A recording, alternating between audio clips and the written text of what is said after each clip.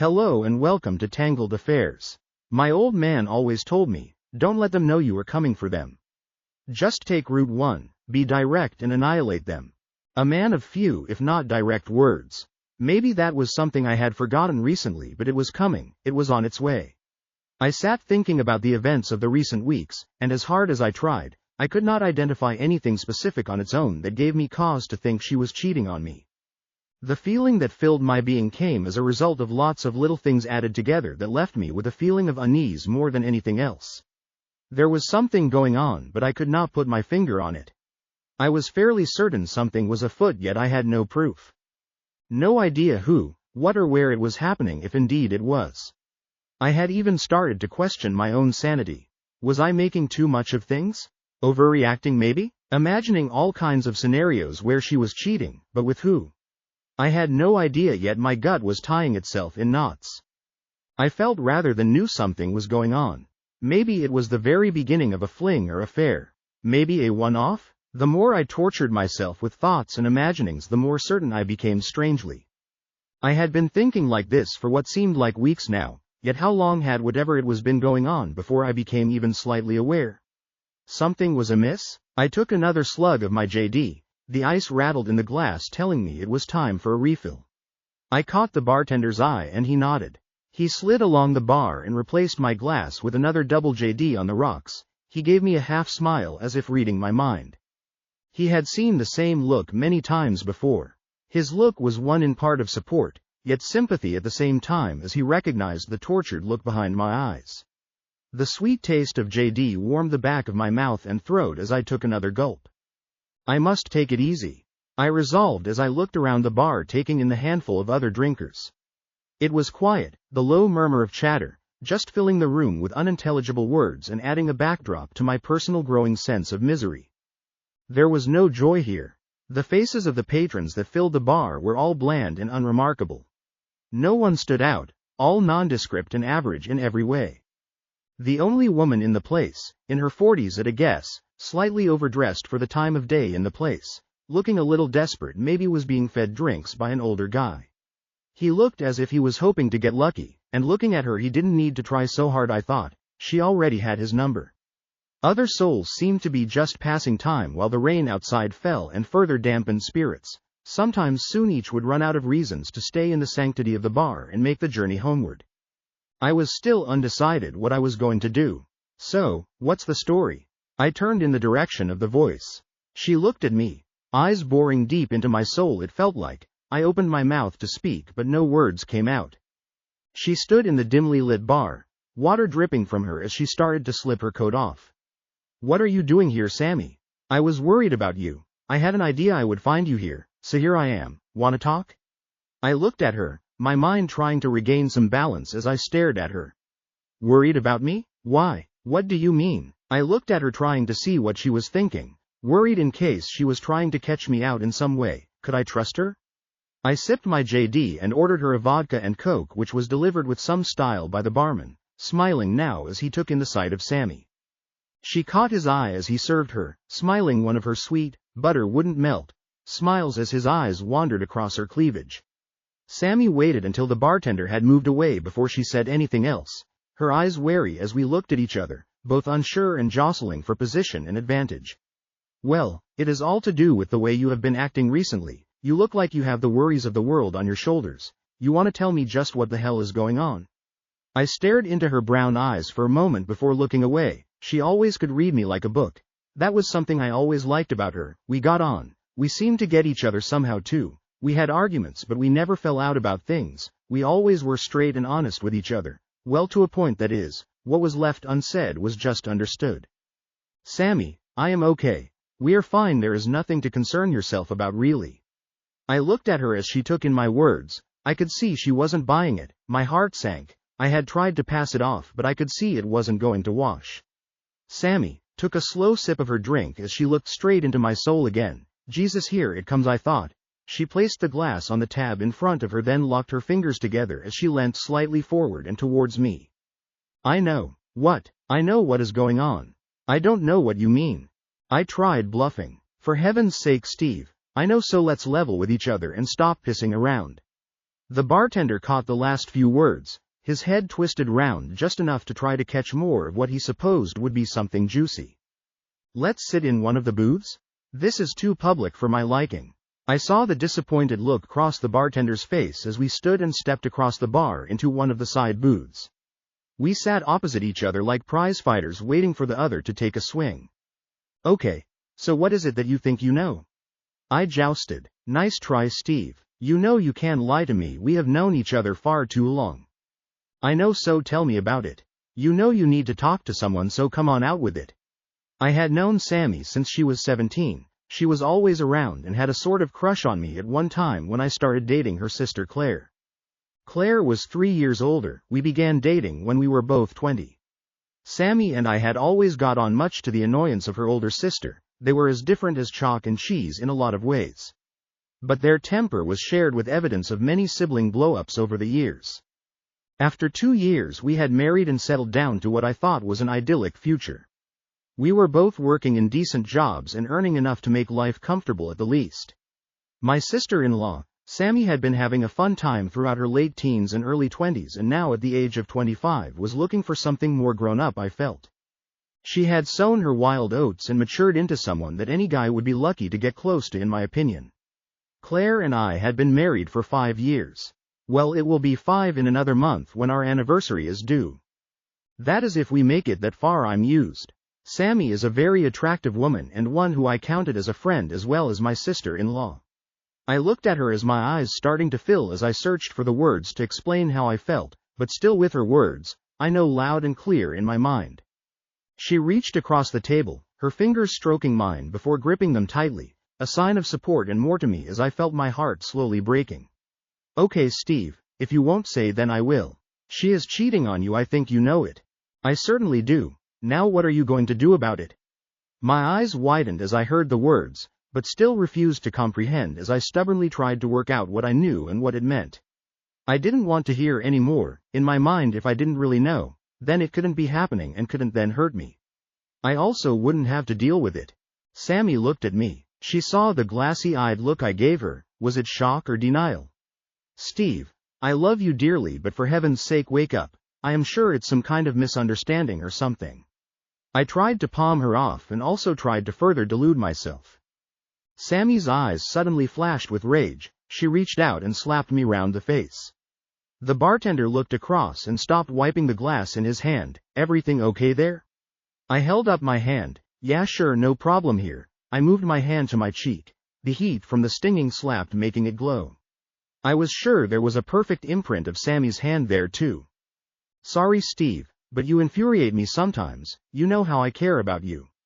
I can't bear to see you being hurt this way, so wise up and man up. This is happening. We need to do something about it. I gulped as I rubbed my cheek. The full force of my situation was starting to dawn on me as the sting from her slap permeated my brain. Okay, I will start. I am sure you at least suspect something, but here goes anyway. A few weeks ago I was with her when she got a call on her mobile. She left the room to take it, which was an odd thing to do, right? We are sisters, for heaven's sake. What has she got to hide from me? I nodded, fearing the worst, but as I sipped my JD she went on. I just thought it was odd. So when I got a chance I checked her phone, so trusting, no lock code on it. The call was from a guy she had as a contact showing as Robert.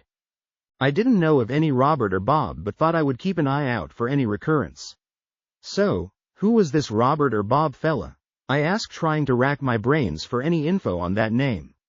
I did find out who he is after a week or so. He is a guy she used to know years ago, back before she started going out with you.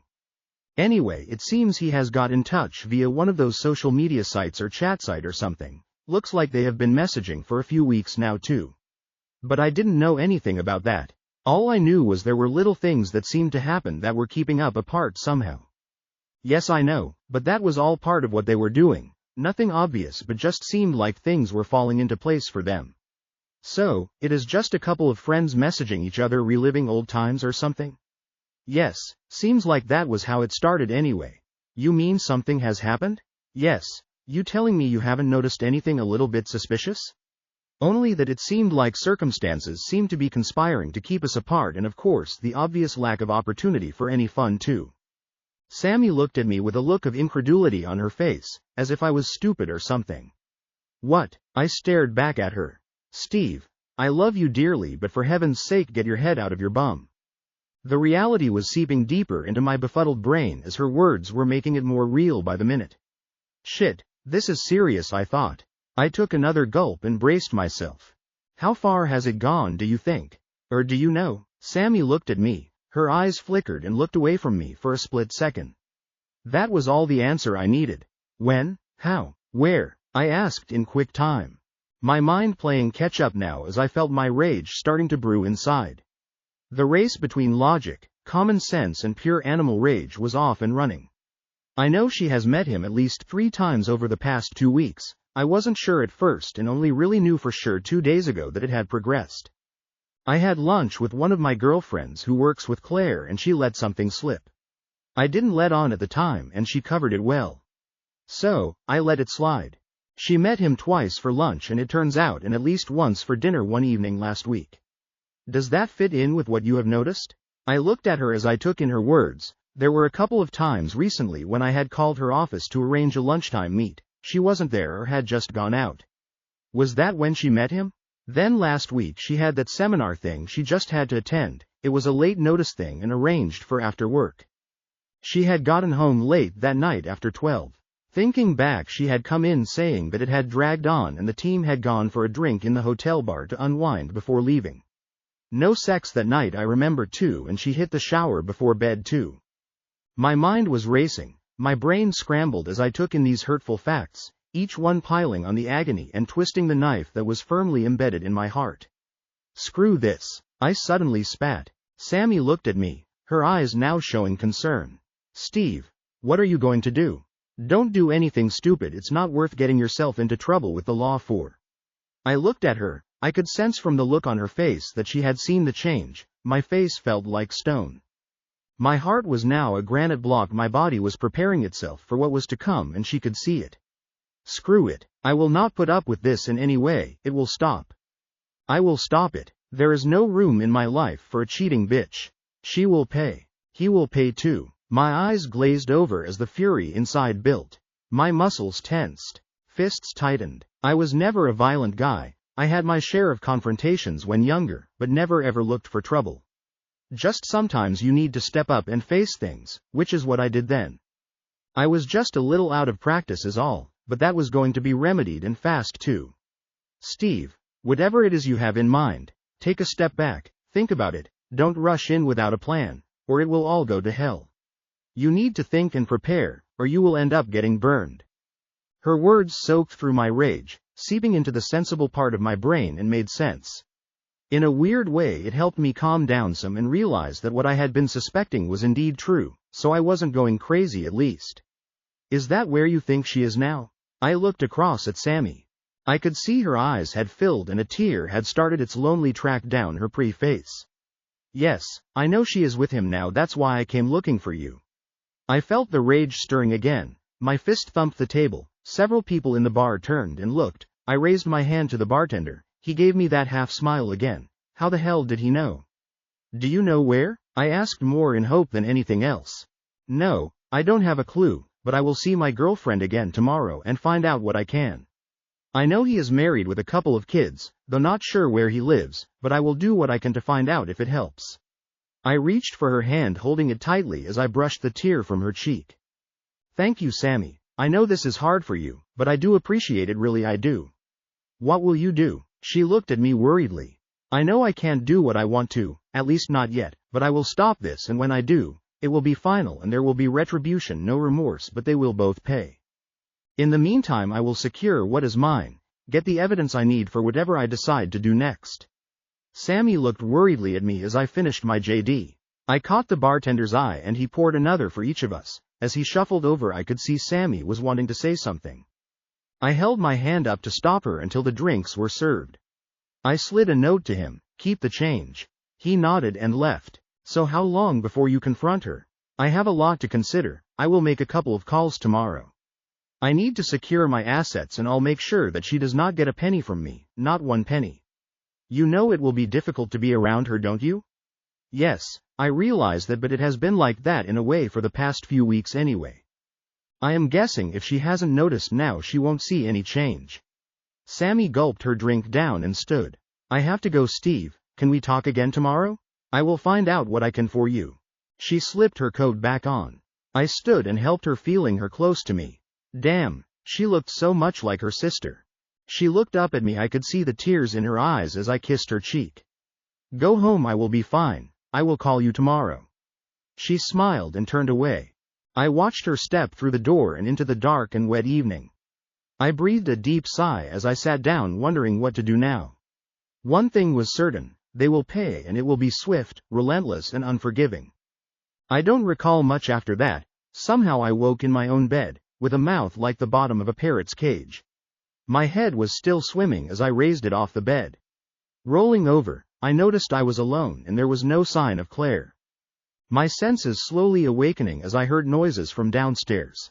Sliding my feet over the side of the bed, I tried to stand. Oh my, what did I do to myself last night, I thought. I staggered to the bathroom and started to rouse myself from the aftermath of my JD Cloud. I wandered downstairs in a haze of pain. My joints ached, everything seemed to hurt. Steeping into the kitchen, I saw her. Hello, love. What did you get up to last night to get into that state? Wouldn't you like to know, bitch? Had a drink with an old mate as all got carried away. I sat and poured orange juice, swallowed it and went for another. Oh really? Who was that? Anyone I know? My mind clicked into gear. No, I don't think so. It was Bob. I knew him from way back, haven't seen him in years, and he is in town for a couple of days on business. Bob? There was just a flicker of something in her face as she turned.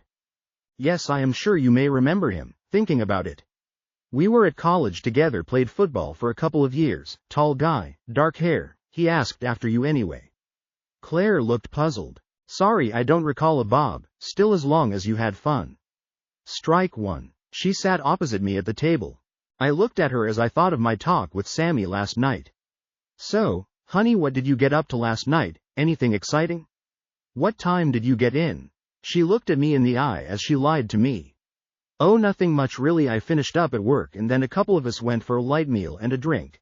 I was in by 9:30. I was getting worried about you, but then I remembered you had a late meeting. I knew she wasn't home by then, because I was still home at 10 p.m. That's when I had enough and went to the bar. Strike two. I have some things I need to get done this morning, so I will shower and get on my way. I may be late this evening, so don't wait up. Bob said he would be in touch. We still have some catching up to do. You will have to invite him over if he is here for a few days. It's nice to catch up with old friends. Sure, I will do that. You must remember him, love? She looked at me blankly, her face trying not to react or give anything away, but she felt something. I could see it. Maybe it will come back to me later, love. Now get moving, or you will be late. Do you want me to drive? You did have a few last night? No is fine, I have to get a cab, and collect my card anyway, as I recall I left it at the bar, so thanks anyway. I went off to get dressed after more orange juice and a couple of painkillers. I left the house 30 minutes later as Claire was getting ready. I had a busy day ahead. One thing was for sure, this was not going to go on for long. I gritted my teeth as I thought of Claire with this Bob character, my fists balled up. He was going to pay, I was going to crush the worm. Work was chaotic. I had call after call to deal with issues on the line. My secretary fielded some, but there were meetings I needed to be a part of, so I couldn't duck any of those. By mid-morning the initial rush eased off and I had some almost free time to deal with my personal issues. I closed my office door and started to check out my financials. Within 15 minutes I had tightened the purse strings and moved some cash out of reach. I also arranged a meeting with a solicitor to discuss a possible divorce. I still had a few days before that, so my thinking was that it would give me time to get more information. Not that it would matter that much anyway, but could give me some leverage. Claire had her own bank account and credit card, so there was no need to do anything there. It was access to our joint account that was of concern, but I plugged that loophole quickly, so if it came to it, she couldn't get any more than what was left. My own account was secure and only had a smallish balance, the rest was shifted out and safe. We had no children, so essentially it would be a straightforward split should it come to that. I had decided in my own mind that we could only get over this if Claire were to confess her sins, so to speak, and seek forgiveness. Any kind of reticence there and we were done. That thought made me feel sad. I sat at my desk in silence as I mulled over what had transpired and the actions I had taken so far today. I needed more information on the Bob character and evidence? Or would the fact that I knew about it be enough to really screw the two of them over? The phone rang, breaking my reverie. Yes. It's me, Sammy. How are you, Steve? Oh, busy with stuff, thoughts, plans, all of that and more, basically confused as to why, but I have started things moving. I found out more about this guy from my girlfriend. His name is Bob Stones. He is married, I have his address and where he works too. I managed to get it without letting on what was happening. My friend knows Claire and has seen her with him recently. From what she says, they're getting real hot with each other, as much as they try to hide it. The signs are there, she says. Has she seen them together? Yes, they were at the Ramada the other evening after the seminar. They stayed on after everyone else left. She said they looked cozy with each other. Well, at least that's a start. I am sure they have CCTV there if needed. Anyway, give me his details. I need to get on with this. It is chewing me up inside. I don't know how long I can keep it in. Sammy passed over his details. Within a few minutes I had found his social media page and had a photo of him. That's when I thought I remembered his face. It was familiar, but where and when did I see that face before? I looked at the clock. It was almost lunchtime and I decided to give Claire a call to maybe meet up or just to stir the pot some. My heart was cold as I made the call. The knot in my stomach seemed to swell fit to burst as I heard her answer. Hi honey, she cooed, recognizing my number. Hello babe. What are you doing for lunch? I thought we could meet up if you're free. Oh sorry honey, I have a meeting scheduled in 30 minutes that will go on through the afternoon. I was going to grab something quick from the deli next door. That's okay. What's the meeting about? Anything exciting? Same old routine stuff with a new client is all. Mr. Stones, I think it is. Her words cut through me like a knife. The bitch, she was almost rubbing it in my face by telling me who it was. I held my breath for a few seconds while I tried to keep it together.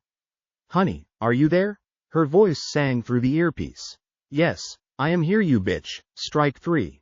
You and Mr. Stones will be getting yours real soon now. No reprieve, and no mercy, total scorched earth. Yes love, I am here. Sorry, was distracted by something I just thought of. Look, I have to go, and I know you need to get yourself ready for your meeting too. So have fun and I will see you later. Okay, bye, love you. Bye. I put the phone down. I was seething. I sat grinding my teeth when my secretary popped her head round the door. Steve, I am going to that deli down the street. Do you want me to get you something? I thought for a moment. Yes, get me anything. Surprise me as long as it is big, hearty and has lots of red meat inside. I feel in the mood for something to get my teeth into. She looked at me strangely and nodded. As she closed the door, she thought her boss was acting a little strangely. He had been closeted all morning. Businesslike, yes, but there was also something else. There was something brewing, she just knew it. Sammy called by her sister's office. As she strode into the foyer, she saw her sister step out of the elevator and walking towards the front door alongside a tall, dark-haired man. He looked to be about 30, so a couple of years older. She recognized him after seeing his photo online, Bob Stones. She stepped in front of her sister, who jumped in surprise seeing her. Sammy, what are you doing here? Sammy looked at her sister, seeing her discomfort at her obvious plans being interrupted. Just thought I would drop in and see my sister and maybe go for lunch. She smiled innocently. Well, me and Mr. Stones here are having a business lunch, so maybe another time? He held out his hand. Bob Stones, nice to meet you. Pleased to meet you, Mr. Stones. Have you known Claire long? He looked a little flummoxed at her question. Claire started to pull him away. Look, Sammy, we have to go. We have a meeting. Catch up soon? Sammy smiled as she watched the couple go out the door and into a waiting cab. She caught her sister looking back at her as it pulled away. I sat in my office chewing my way through a huge sub. It was filled with red meat, and I smiled to myself as I nodded it, slowly savoring it as I thought of my next steps. Sammy had confirmed that Claire had left her office, so I had called her secretary and found that she was going out all afternoon. Well, isn't that just great? Everything was set as far as my finances were concerned. I had a locksmith on speed dial and had agreed what was required in advance. My solicitor was primed and ready to fire as soon as I gave him the rest of the information he had asked for. Okay, tonight was going to be the first stage. I was going to really screw with the pair of them for a little while before I pulled the trigger. My old man always told me, don't let them know you are coming for them. just take Route 1, be direct and annihilate them. A man of few if not direct words. Maybe that was something I had forgotten recently, but it was coming, it was on its way. That evening I was home when Claire came through the door. She looked fine, nothing out of place, smelt normal too until I went to kiss her. It was unmistakable. A man's cologne faint but still there. She saw me look at her, I said nothing, gave her a light kiss on the cheek and headed for the door. Where are you off to? Are you okay? Yes, I am fine. I have a problem I need to deal with is all. Just popping round at Jerry's. He invited me over for poker with a couple of the guys from work. I thought it would do me good. Won't be too late. With that I closed the door behind me and grinding my teeth, I got in my car and slipped down the driveway.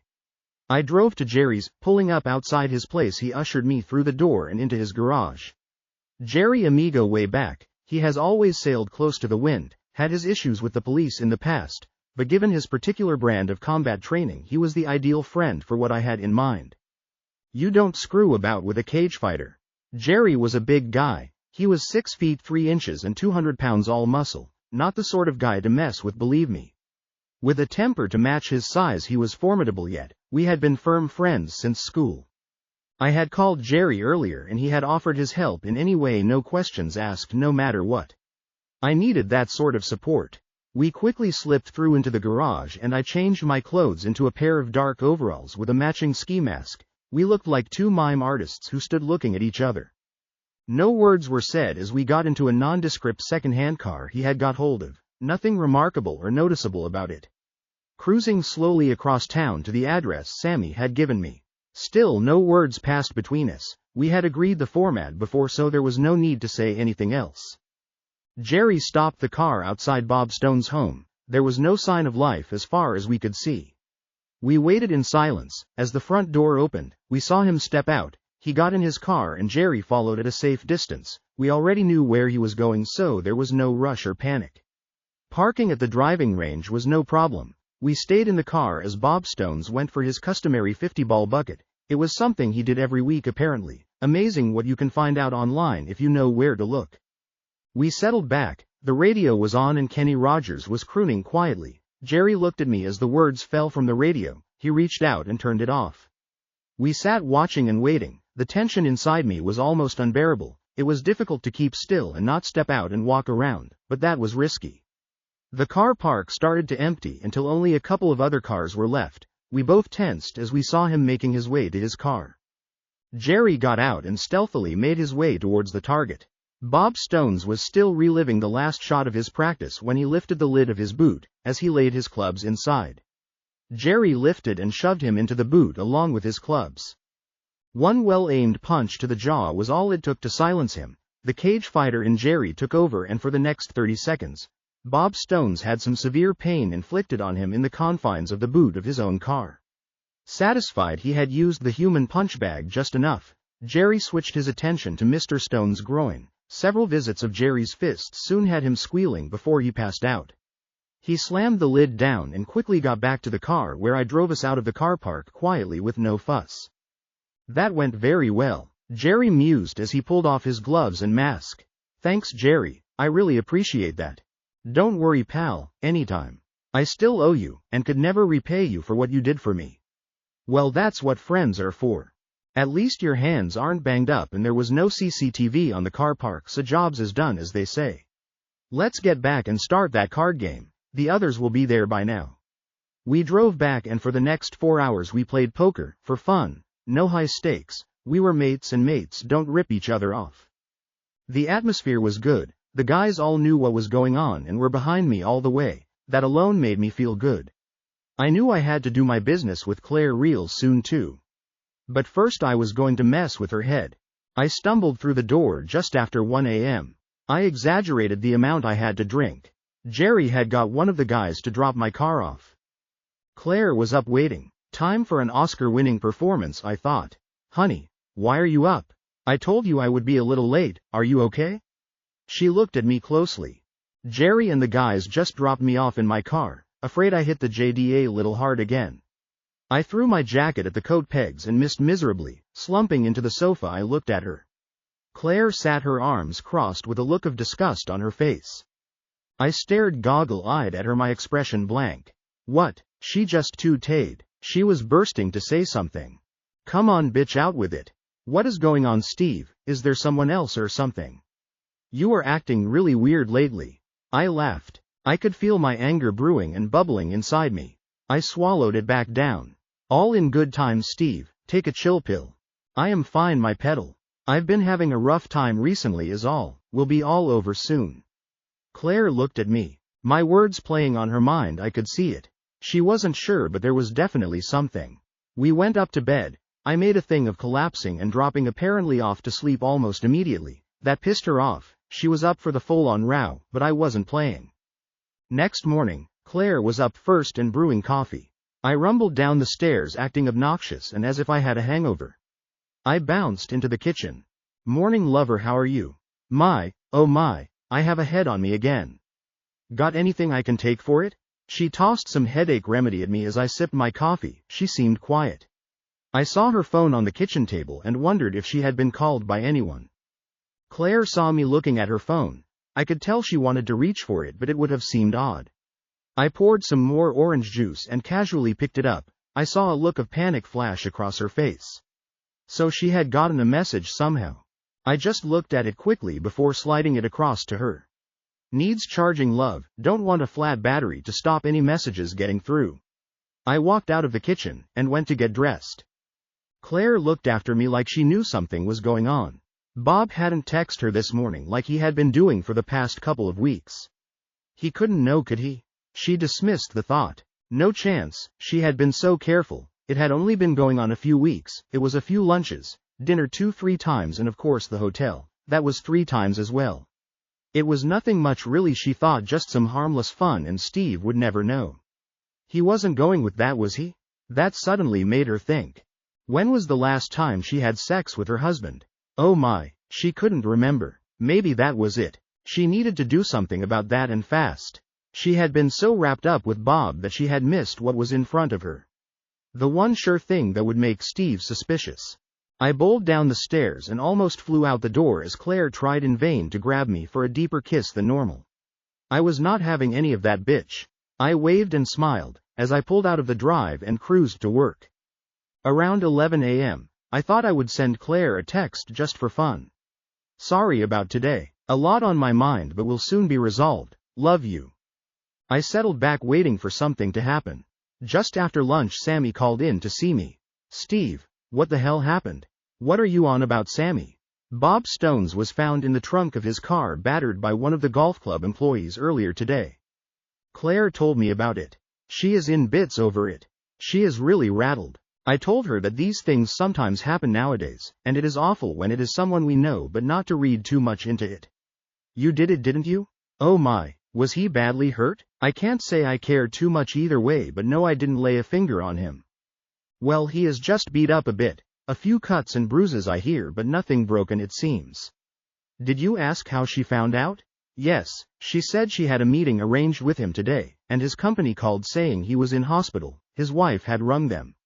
That's very cute, plausible too, but cute. Maybe next time it won't be so easy for them all. What do you mean, Steve? Accidents happen in the strangest places. That night when I got home, Claire wasn't indoors, her car was gone, no message. I called her phone. Where are you, love? I asked cheerily. Oh, I am at the hospital visiting a friend, won't be long, just on my way now. Okay. Well, I hope she is on the mend. Anyway, see you soon, lover. Love you, bye. I clicked the phone off before she could reply. 30 minutes later she arrived home. Her face looked gray and haggard. How is your friend? I hope it's nothing too serious and she will be out of there soon. Claire looked at me as if she wanted to say something but thought better of it. Oh yes, it's nothing too dramatic, she just fell and ended up with some nasty bruising. We'll be home in a few days. That's good. Coffee? Yes, thanks. Claire looked at me as she sipped her coffee. One of my company's reps was assaulted the other night. She left the statement hanging, looking for a reaction. Oh my, really, what happened? He was beaten and left in his car overnight. Oh dear, that's terrible. I hope the police catch whoever did that. Is he okay? Yes, he is, thankfully. Bob wasn't hurt too badly, just seems like they wanted to beat him up for no reason. Nothing was stolen or anything. Strike 4. That's the Bob you said you didn't know about, bitch. She saw me looking at her and knew she had slipped up. She tried to cover it, but she knew it was too late. She also knew now that I knew too. Hastily she made an exit to get change. I suspected that she would be on the phone any second now, but who to? I decided that I needed to review my plan. As things were moving faster now, I needed to move things along a bit. I called up the stairs to Claire and told her I needed to go out for a little while, not to worry, I won't be long. I drove to Bob Stone's home address and knocked at the door.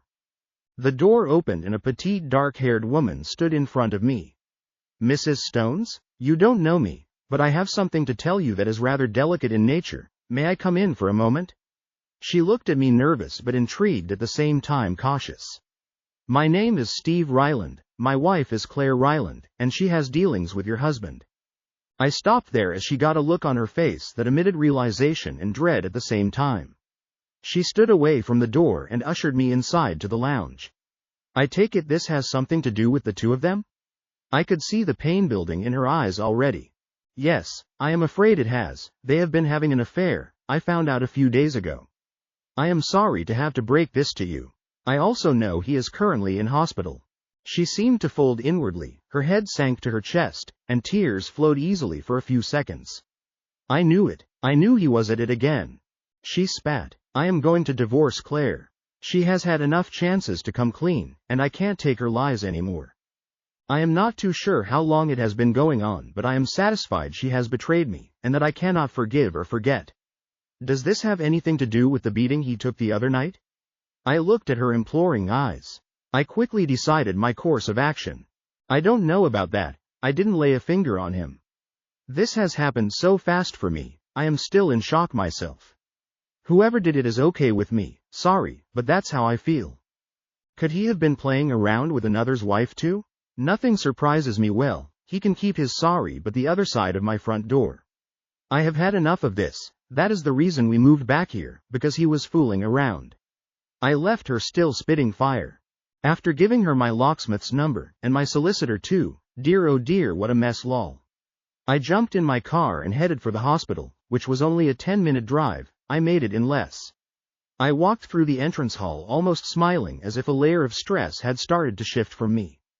I squeezed into the elevator to the 4th floor ward where one Mr. Bob Stones was being cared for. I checked the patient board and found him in a side room, slipping past the unmanned nurses' station unnoticed. I entered his room, and eased the door closed behind me. As I walked in, he looked at me questioningly. I approached his bed looking at his face bandaged. One eye covered, the other bloodshot, peering at me trying to focus. Jerry did a real good job, I thought as I looked him over. You look as if you don't recognize me, Bob? Think a little, I will give you time. I smiled at him as he eyed me comically. I sat at the side of his bed as he peered at me through the bandages on his face. I could only see the one very black and swollen eye. It sounded like there was a problem with his jaw too. Never mind. I looked at the raised bedclothes keeping the weight of his nether regions. Oh my, that looks nasty. Painful is it? As I slid the emergency cord away from him, tossing it under the bed. I poked him in the ribs. He squealed like a little pig. So you thought who I might be yet, Bob? Want a clue? Still the confused look on the half-face in the bed. Let me see. Oh yes, this might help. How about you think of all the married women you have screwed, and how many marriages you have ruined. That a good enough starting point?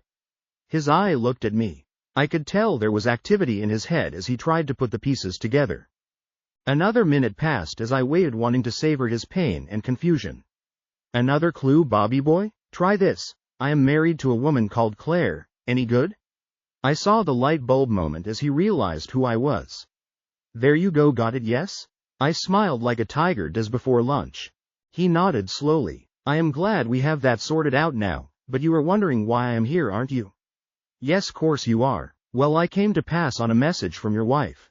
I paused and waited until he understood and then made a guttural noise. His throat had been damaged. It seemed so he was unable to speak very clearly at all. Never mind, She asked me to tell you to screw off.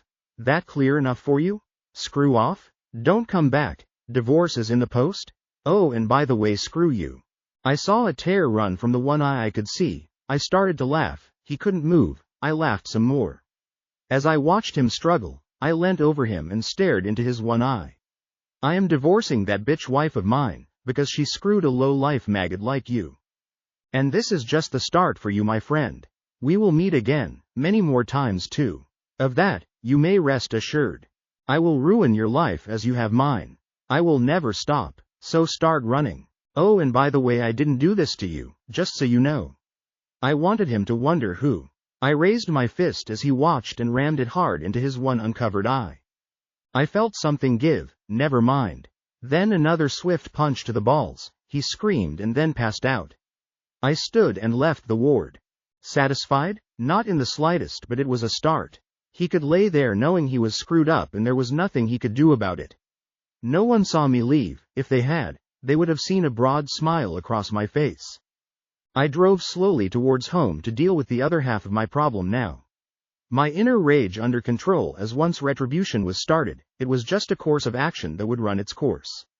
One I would follow, and relish for the most part. I was sad at the end of my marriage, but as much as it pained me at the moment, I know there was never any going back from her betrayal. My one consolation was that the parties that had caused me pain would have that visited upon them in far greater measure. I do not forgive. Bob Stones had his card marked, we would meet again. I eased my car onto my driveway. Claire's car was parked where she left it not more than 2 hours ago. I tapped the bonnet absent-mindedly as I passed it on the way to my front door. I pushed my key into the lock. As I did so, I thought this could be the last time I do this as a married man. My heart suddenly felt leaden as I stepped inside.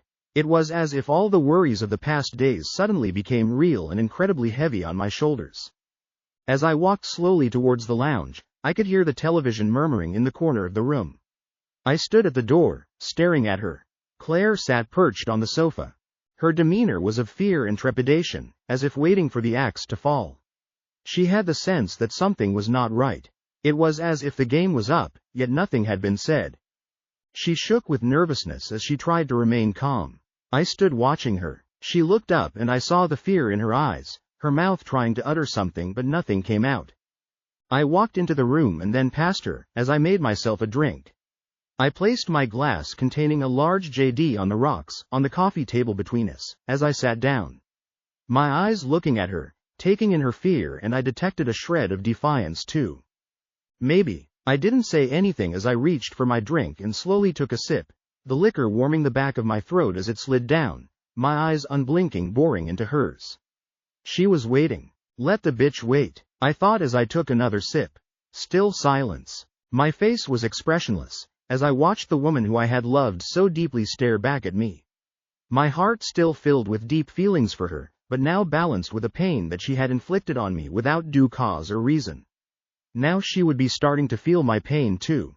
I stared at her. She saw nothing in my face to give her any reason for optimism. So much was being said already between us without any words whatsoever. Claire seemed to pull herself together and straightened herself up as she obviously decided to brazen it out. She had no idea what I knew and she couldn't stand the incriminating silence any longer. Where were you? Her eyes gave away her concern, as I sat motionless, silent. Talk to me, damn it, she rattled. I took another slow pull on my JD. I do love a JD after a busy day. I thought as I watched her getting more stressed. What is wrong with you, Steve? She hissed, getting angry at my silent treatment of her. Okay, Claire. I will tell you where I went as long as you tell me. Where you have been, deal. She looked at me unsure and wary as her mind started working faster, like two prize fighters weighing each other up, not sure who will make the first move, wary of the counterpunch. I told you, I was at the hospital visiting a friend. What is all this about? She sat back, arms folded, satisfied with her opening shot. I took another slow pull on my JD. Dear, I just knew you would say that. Wanna take another try at that? She watched my deadpan delivery, and I saw fear flash across her eyes. She was rattled now. I was with my friend like I said. What is wrong with you? Again she thought she had batted off the question, and deflected it back on me. Okay, Claire. Enough of this nonsense. I will tell you where I went, shall I? It will make things easier for you to understand where we are going with this. I have been to see a friend myself, not known her for very long, but what I had to say to her was really very important. I haven't even met her before, but I can say we are friends of sorts now. I watched her face closely. She was trying to hold it together. I could tell, but as she stuck her chin out, her defiance was a giveaway. I had an enlightening talk with her about her husband, Bob Stones. You may have heard of him? I saw the veil start to slip. It seems her husband has had an accident, and finds himself in hospital. Nothing too serious, just some rather nasty bruising really, so he will live. So that's good, isn't it? Claire's face flushed as she could feel the net closing round her, as I toyed with her. Wah, what did you have to talk to this Stones woman about? Claire asked, knowing the answer but dreading hearing it from my lips. It seems her husband is a serial philanderer, a sex hound, cheater, or whatever you call it. Anyway, I found out he was cheating on her, and felt she had a right to know about it. Oh my God, she gasped, feeling the tightness of what felt like a noose round her throat. Are you okay, sweetie? Can I get you a drink? Do you know anything about Bob Stone's affairs, my love? I sipped my drink as she tried to find words. Her mouth wasn't cooperating and nothing was coming out. Let me help you here. I stared into her eyes, wanting her to see my innermost feelings now. I know it all. Her eyes went wide. Her hand went to her mouth as the realization hit her hard. I watched her face as she stared back at me, shocked, disbelief. All of that and more, as she sought some reassurance but saw none in my face. I know about you and Bobby boy. I have known for a while, not long but long enough. So, if you have anything to say, I suggest you do it now, before you never get the chance ever again. I emptied my glass and stood to go pour another. Sure you won't have one? I asked, a lot calmer than I actually felt given the circumstances. She nodded. I poured us both large ones and sat back opposite her. Claire took a large gulp and then looked at me. It didn't mean anything, you know, it was just sex. It was just sex, of course it was. Didn't mean anything at all, did it? Are we forgetting the vows we both took? I could feel my anger simmering now as she mentioned the cheater's cliché. But it was just sex, Steve, it just happened. Oh, it just happened. You stupid bitch. It never just happens. Two people decide to have sex, they plan and agree to get their clothes off and screw each other senseless. They don't accidentally get naked and fall on each other, and the world does not shake for them to do the deed. So bitch, don't treat me like a fool. You and Bobby darling already made me for a cuck for a few weeks or maybe months, but no more. Screw the pair of you. It was only twice. And it wasn't that great either. Yes, the thought of it was exciting, but doing it was no fun at all, as I was constantly worried you might find out. Well bitch, do you think I care if you liked it? Do you think I care if you were worried that you will get caught? Do you think I even care if you had your climax? Newsflash bitch, I don't care. Besides, I did find out, so I hope it was worth our marriage. Steve, I am sorry, really sorry, it didn't mean anything. We can get through this. I will make it up to you, and I will do anything you say. I heard myself laughing, loudly too, maniacally, as she stared at me. The thought just registering in her mind that this could be serious, finally hit her. It was a mistake, we can get round this, I am sorry, I will do anything to make it right, I'll be the best wife from now on. So bitch, make it right, turn back time and undo what you did, can you? You are not sorry that you had sex with that maggot, you are sorry, you got caught. Would you have stopped, if you hadn't been caught out? I think not. All the old clichés fall so easily from a cheater's lips, just like the all lies you have told me and others since this began, it becomes second nature. The only person swallowing your lies here is you. To be honest, you are not the woman I fell in love with and married, I don't recognize you now. You are just a cheap street hooker. She looked at me as the words, and the depth of my hurt, started to permeate her cheater's facade. Shit, this was serious. What can I do, Steve? I will do anything? Nothing bitch, unless you can make a time machine, we are done. While I was out, I called Sammy, she knows too by the way, she will be here in a few minutes to pick you up, but, where will I go? You throwing me out? She looked at me as the shock set in. You can go wherever you like, you cheating bitch, even back to the hospital to see your boyfriend. I don't care as long as you are gone from here, we are done. I finished my drink, and slammed the glass down to emphasize the end of the conversation. Claire sat stunned looking at me as there was a knock on the door. I stood and went, and greeted Sammy. How did it go? She asked as we stepped into the lounge. She looked at her sister who was sobbing steadily now, her shoulders shaking. Just get the bitch out of here, Sammy. Sorry to be blunt, but if she doesn't go, I am afraid she is in for the worst time of her life, so, please hurry. Thank you for this, Sammy. I will be in contact soon. I poured another drink as Sammy bustled around getting Claire's things together for the next few days. I listened to the sound of my wife, sobbing as she watched her sister gather together her things, and toss them into a couple of suitcases. It took less than 10 minutes to remove her from my home. The longer battle would be to get her out of my life permanently and erase the pain. Retribution will help with that. That was all I had now to look forward to, as well as another stiff JD. I stared into the flames of the pyre I had built in the backyard. Everything of Claire's was now ablaze. There was no way I was allowing the bitch back into my house for anything. Screw you, bitch. I finished the bottle, and tossed it into the fire. I had her served at her office. I wanted everyone to know she was getting divorced. I called her parents, and let them in no kind words what their darling daughter had done, and why I was divorcing her. Her mother did try to force me to reconsider. I must add it did not go well for her, and by the time I hung up on her, I might have caused her a heart attack. My bitch of a wife by then knew that I was done with her. She did try to meet me multiple times, but I shut her down every time. She never contested the divorce. Sammy later told me that she has been put in counseling, and will be there for a while. Sammy and I did go out on a few dates, and yes, we did it a few times, but we both knew it would never work out. As for Bob, he got divorced and his wife made sure he is drained of every penny that he has. Sometimes I do feel for the guy. How does a guy feel with just one ball in the sack? He left the country once he was out of the hospital. I still visit my watering hole, and for the coming few years, I don't plan on any love. Dear listeners, please share your thoughts in the comments section below, and don't forget to like, share, and subscribe.